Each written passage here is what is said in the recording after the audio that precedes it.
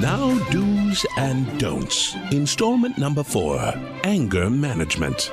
Sometimes we all lose our temper, fire off an angry email, and send out a fundraising pitch to make money off of it. If you receive such an email, keep in mind that this came from a person with a lot of irrational hostility. So you can have fun driving them absolutely bat-crap crazy just by being rational. Like so. If he feels that concerned and gets that churned up over having to defend his position, then he probably should reconsider his position. And if you're the person who sent the email, remember, it's not about you. Right, Alan West? It's not about Alan West. Okay, here I should mention that I use the second-person pronoun you intentionally. Referring to oneself in the third person leaves one open to speculation that you might be cracking up. So it's not really surprising that he would crack under the pressure of having to defend that? You see? Now, you've got to be careful you don't come off as some kind of paranoid freak. She's not a victim. She's been attacking Alan West for quite some time. And I guess you accomplished that by not being you at all. To sum up, you never have to say you are sorry when you exist only as a separate third-person entity in your own mind. It's not about Alan West. Right. That's it for do's and don'ts, anger management. Next time, Rupert Murdoch on accepting responsibility and the art of the ua culpa.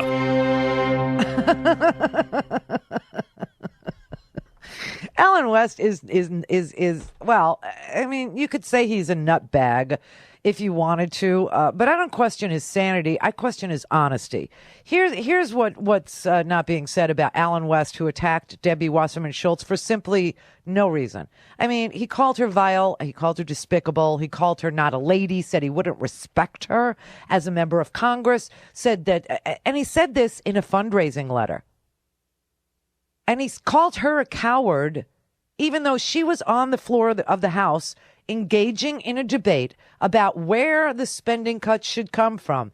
Medicare beneficiaries, should they have to pay more for their Medicare, or should it come from the insurance companies who get a 14% overpayment to give them the same coverage plus free eyeglasses? And that it's bankrupting our government. And this is a legitimate debate to be having. However, Alan West does not like the truth.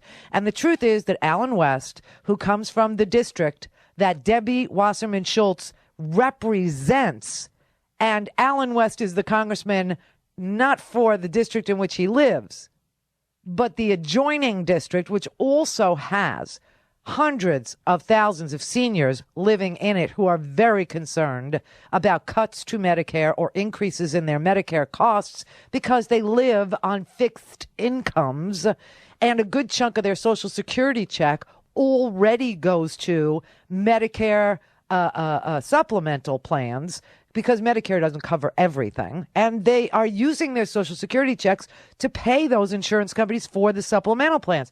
And so they're in a world of hurt, okay? And Alan West doesn't give a damn about them.